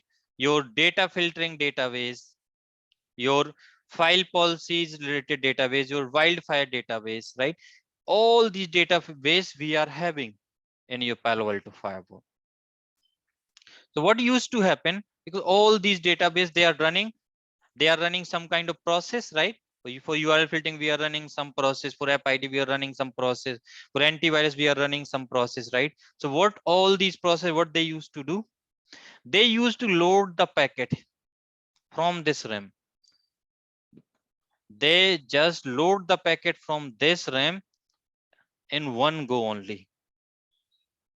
They are loading this packet in one go, and they are just matching this particular packet against their databases, right? And they just respond with the results. So means This process happens in just in one go only. We don't need to store your packet into multiple locations. Like for URL filtering, we can store the packet into URL for you any other location. For app ID, we have to store the packet into other location. That's not the case of in your Palo Alto Firewall. Your packet came here, stored here, processed, and went out. But in other devices, what used to happen in your Cisco SA? What used to happen? Because if you remember, they have a lean engine here. Then on top of they are having a snot engine. Then on top of they are having URL filtering engine. On top of they are having antivirus engine. So your first packet go through lean engine, right? So it will process, it will store somewhere. Then your packet go into a snot engine. It will store somewhere and process. Then your packet go for URL filtering. It will store and process. Then antivirus will store and process, right? Means there is a multiple places where they are storing the packets and they are processing. But in your Palo Alto Fire, everything is happening in one go. Why this is possible on Palo Alto?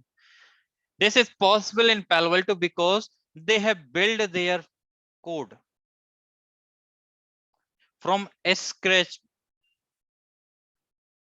They build their coding from scratch like that only. But in Cisco, what they have done? They have a ASA here. Now on top of they have just put the IPS code. On top of they have put the URL filtering code. On top of that, they have put the antivirus code. They have not built everything from scratch, right? So that's how your other devices like like your ASA, your checkpoint, your FTD, your FortiGate, they will support the multi-pass architecture. But in your Palo Alto firewall, it will support the single pass software architecture. Okay. Now, I will also explain you one more thing here. I have one more diagram. I'll go here, if you will see.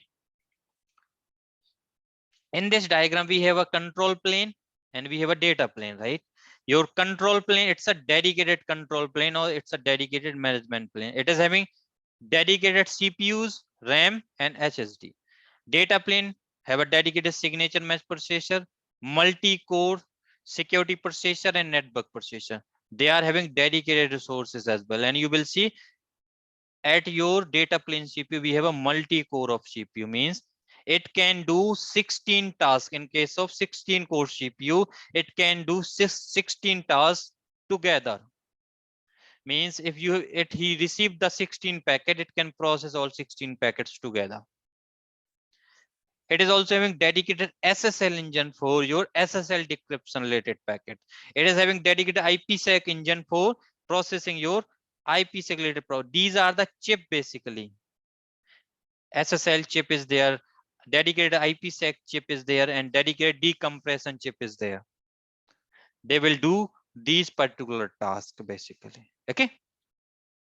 Now there is a high-end boxes like 5,000 series, 50,000 series, and 7,000 series. They are the data center level devices. So guys, in these devices, they have a 3 data plane CPUs, and in some cases they are having 2 signature match processor basically. So your actual SP3 is applicable into these high-end boxes like 5,000 series, 50,000 series, and 7,000 series boxes. If I'll show you a diagram of 7,000 series box.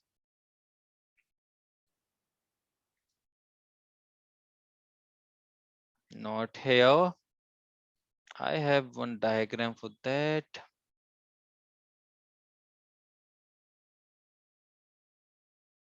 Let me just find it out. Maybe somewhere down I'm having.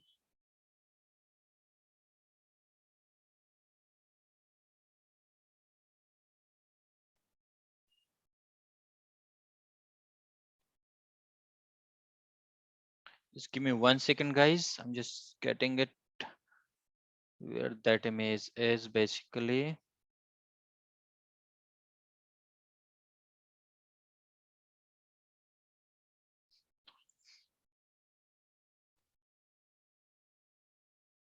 Yeah, this is the one.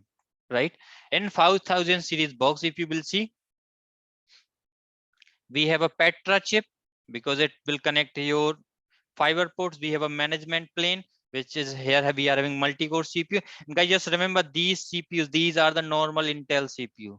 These are not the CPU which we are having here. Like these are the dedicated Octeon chip, which is developed and designed by Intel. Okay, so the company name is Intel, but these chips is designed according to the Palo Alto instructions. This Octeon chip. So these are the chip dedicated designed for Palo Alto networks. And here in management plane, we just have a normal Intel chips, guys.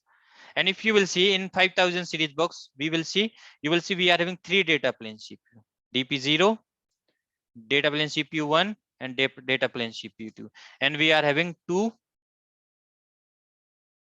Jaguar chips, right? And you will see signature match engine, which is Jaguar chip. Security processor, which is Octeon chip. And data plane, this is your network processor, where we are having Tiger chip. Okay. So this is all about your SP3, guys, in your Palo Alto networks. Now what I will do, I need around 30 more minutes, guys, to complete your packet flow, the basic one. Okay. Today I will explain the basic one. In your troubleshooting webinar, I will go in the detailed one basically. Okay. So as I have mentioned, basically, if I'll decrease the size a little bit here, if you will see in Palo Alto 5, we have a ingress stage,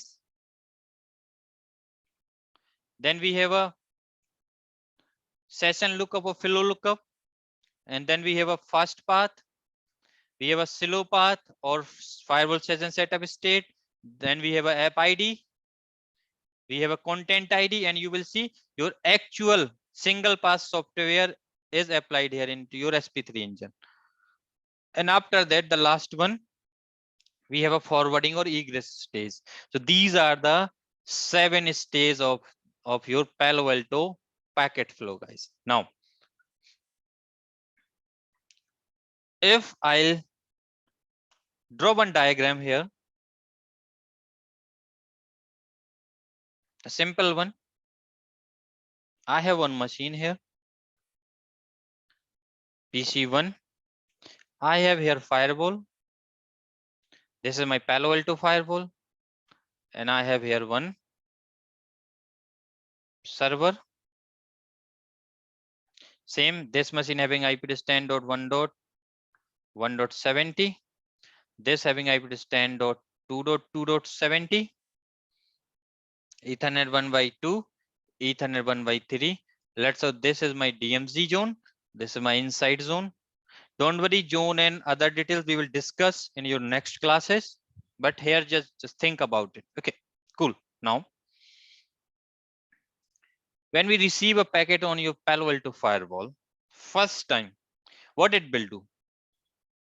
So if I'll write down like that. So we have received this packet. So we have received this packet into Ethernet 1/2 interface, right? Now, in this packet, if I'll write down the 6 tuple information from that packet, so let me write down this information here. Source IP address on this packet is 10.1.1.70. Destination IP address on this packet is 10.2.2.70. Source port is 1025, any random port it will choose. Destination port is 80. Let's suppose we are running here web services 80. Now, layer 3 protocol, let's suppose it's a TCP connection. So layer 3 protocol is, or let's say it's a UDP. Okay, just a UDP. So let's say layer 3 protocol number is 17, and we have a ingress zone. Ingress zone is inside, right? This is the information. Cool. Now, when My firewall received the packet on this interface. What it will do? It will start the processing at ingress stage basically. Now in ingress stage, what it will do? When it will receive the packet, so when my Ethernet 1x2, right? Ethernet 1x2, this entire receive the packets, what it will do? It will first store that packet into the, so every interface, they have two things basically. They have a RX buffer, they have a TX buffer. Buffer, or you can say these are the memories, some kind of storage. So we have RX buffer and we have a TX buffer. Now, this end of Ethernet 1x2, what? It will store that packet because we are receiving this packet, right? So it will store this packet into the RX buffer here. It will receive the, it will store the packet here. And after that, what it will do? After storing this packet, now your Palo Alto firewall start processing this packet. So what this particular thing will do? Your Palo Alto packet received on the interface will store into the RX buffer. Now your interface will deliver the packet to Marvel chip. Now Marvel will deliver the packet to your Tiger or Liger chip. Now Liger or Tiger chip will deliver that packet to data plane CPU, which is Octeon chip. Now in your Octeon chip, packet processing will start from the at the ingress stage level. And what it will extract layer 2, layer 3 and layer 4 information, which means it will extract your source MAC, destination MAC from your layer 2 header, from your layer 2 frame. And it will extract layer 3 information, which is from your IPv4 header or IPv6 header, which is source IP and destination IP. And from that header only, they will also get what is the layer 3 protocol number for layer 4 packets, right? Or for layer 4 protocol. So they will get these three things from layer 3 and they will extract the layer 4 information, which is source IP and destination, source port and destination port. This they will get from the layer 4 header. Sometime what happens? We used to receive the fragmented packet, guys. Fragmented packet means if let's suppose your packet size is very high. Let's suppose you have receiving the packet size of 3,000 bytes and your MTU value is 1500 bytes, which means you will get here two fragments of this packet, right? So if you are receiving the fragmented packet, then my firewall will do the IP fragment deassembly. And after that, when he reassembled the packet, it will basically start extracting this information. Now, after extracting this information, what it will do? Because my firewall know we have received the packet on Ethernet 1x2 interface, right? Now, because this interface is a part of inside zone, so what they will get here ingress interface and ingress zone detail as well, which means at your ingress level only we will get the all your 6 tuple of your session table, right? This 6 tuple information is collected by the Palo Alto firewall. Now what it will do? Now my firewall send that packet for the next check, which is ingress process error check. Ingress process error check means what it will do? It will check the packet for header errors. Let's suppose there is a one hacker. He has just added some extra things on your packet. He has added lots of extra thing into the optional field of your headers, because every header have the optional fields. If your header, so what it will checks the packet for ingress errors. If there is any error into your headers, into your layer 2, layer 3 and layer 4 headers, your packet drop by the Palo Alto firewall here. And when your Palo Alto firewall drop the packet at the ingress check, you will not get that packet drop into your, and you will not get any kind of log into your monitor tab, into your traffic monitor tab, guys. And if you want to troubleshoot these things, you have to run through with the flow basic command, or you need a you have to check the information to the global counters. I will tell you these things, don't worry. So if there is any header errors on the packet, it will discard your Palo Alto Firewall drop the packet right away here. If there is no error, then your packet go for the firewall inspection applicable or not. So let's suppose we have deployed the Palo Alto firewall in tap mode, guys. It's one of the deployment mode. In when we deploy the firewall in tap mode, that time there is no inspection applicable. So directly your packet go towards the egress interface. If yes, then what will happen? Now my Palo Alto firewall checks whatever packet he had received. This one, he received that packet with regards to the IPsec VPN or SSL VPN. If your packet belongs to IPsec VPN, so here it will check generally four things. It will check for IPsec packets, which is ESP. It will check your SSL packet. It will check here for GRE. It will also check here for SHS packet.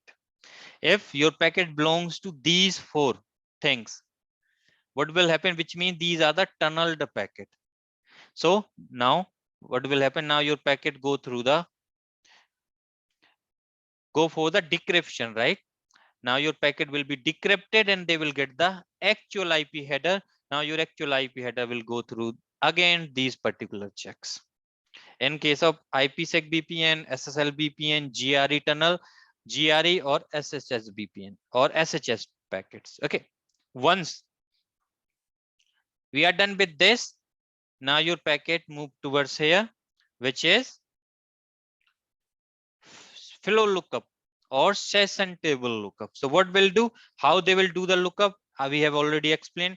It has that information, right? Already collected here. It will run the MD5 hash. It will run the MD5 hash. He will get the key. That key or that value is known as flow key, guys. What it will do now? It will use that flow key to look into the do the lookup into your session table, which is stored into the MongoDB database. If there is a match, which means it's existing, we have existing flow, but as you know, it's just a first packet of your flow, right? Which means there is no any flow, there is no any existing session for this one. So you will see session match found. If yes, then it will go towards the first path, which is layer 2 to layer 4 processing. If no, then your packet go towards the firewall session setup state or slow path, guys. Now in your slow path, what your packet checks first against the routing table. So here we have a two condition. We have a two types of routing on your Palo Alto, PVF or routing table. So in forwarding lookup, it will do the lookup into your policy based forwarding rules. If we have a PVF configured, then your packet will be processed according to the PVF rules. If there is no PVF, then your packet will process according to the routing table. And now, why it will do the lookup into your forwarding table? It will do the lookup to identify the egress interface. In our case, what is the egress interface? In our case, egress interface is Ethernet 1x3, right?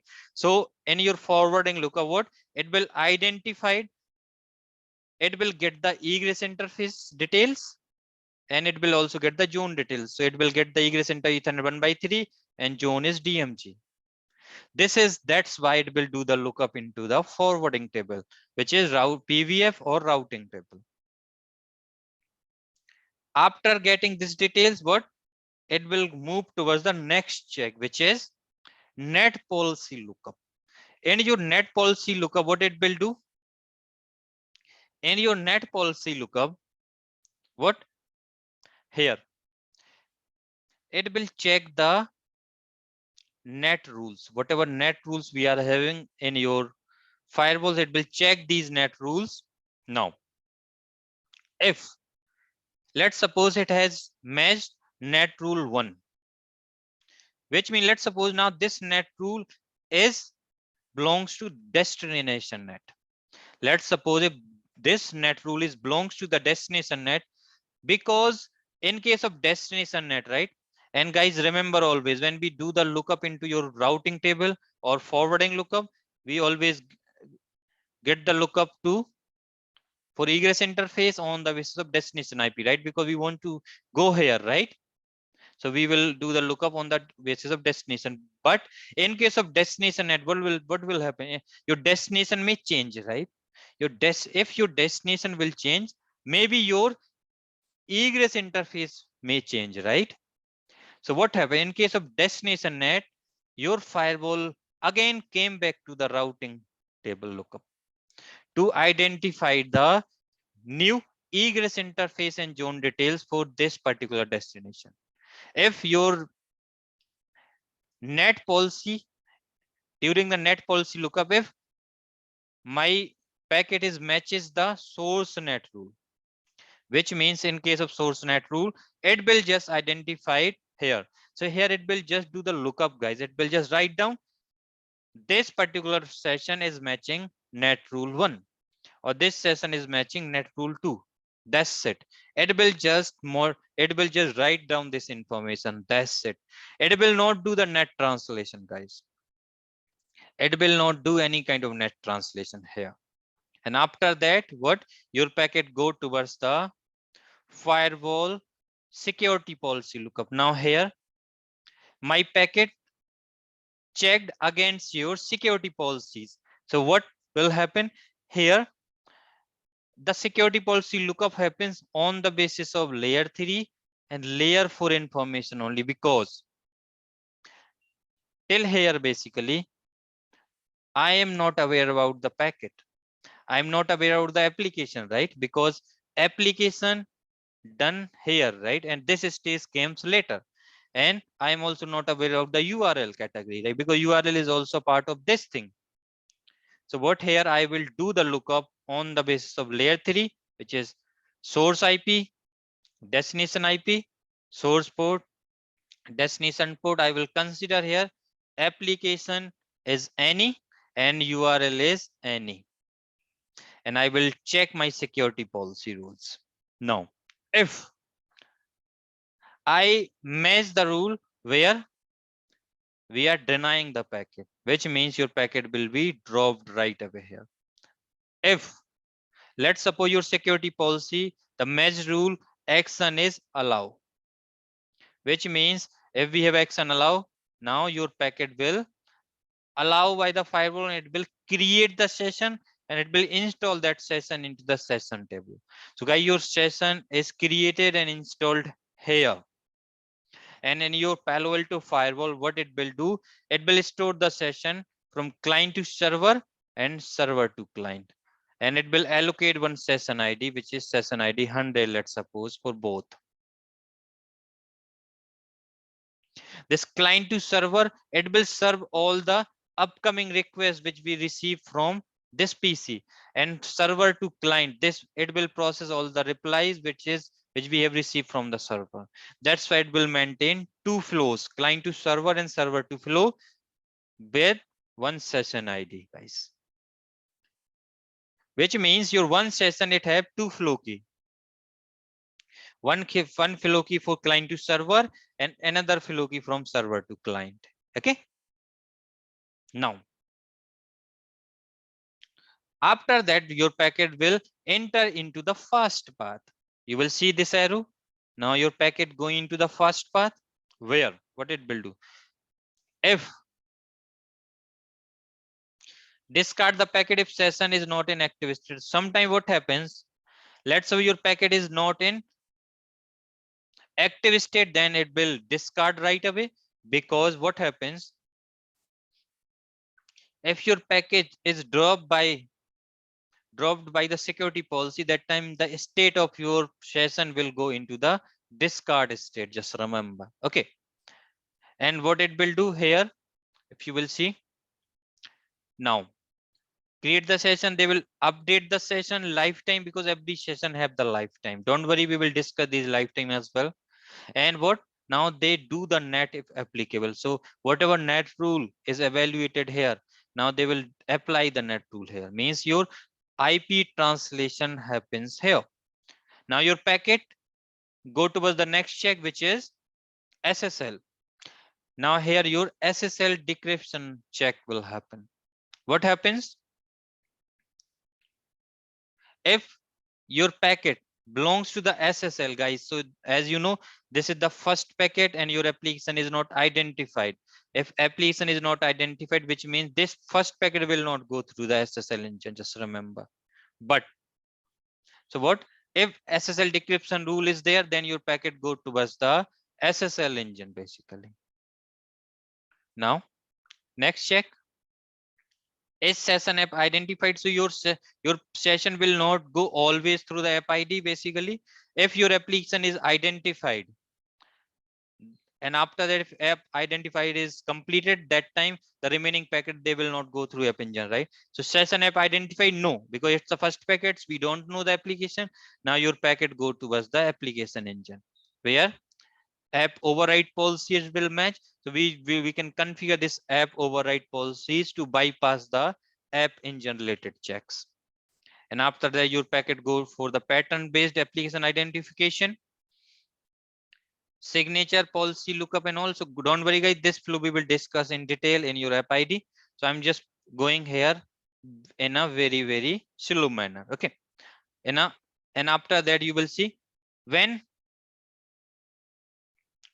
app engine match the packet against the signature database, here your app identification happens. And let's suppose your application is identified as Facebook base. Let's take an example. Or let's say your application identified as Zoom. And according to the configured rules, let's suppose we are blocking the Zoom. So if we are having deny rule for Zoom application, that time your packet will be discarded here. Otherwise, if yes, then your packet go towards the next check.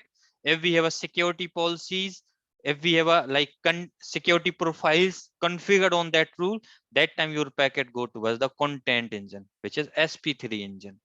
Now in your content engine, what happens? In content engine, basically they are running here protocol decoders. They are running here protocol decoders. All the signature database they are having for your antivirus, anti-spyware, for vulnerability protection here. And what they will do, they will scan these particular packets against these signature database and all, and they will try to identify if there is any malicious content available on your packet. What will happen? Your packet is discards right away. Your packet is discarded right away. If everything is fine, your packet is neat and clean, then your packet move forward. And if your packet is decrypted by the SSL engine here, then your packet again re-encryption happens, and your packet move towards the next check, which is forwarding stage or egress stage, where what they will do, they will create the layer 3 header. They do the layer 3 lookup here. They will do the ARP lookup, which is layer 2 lookup.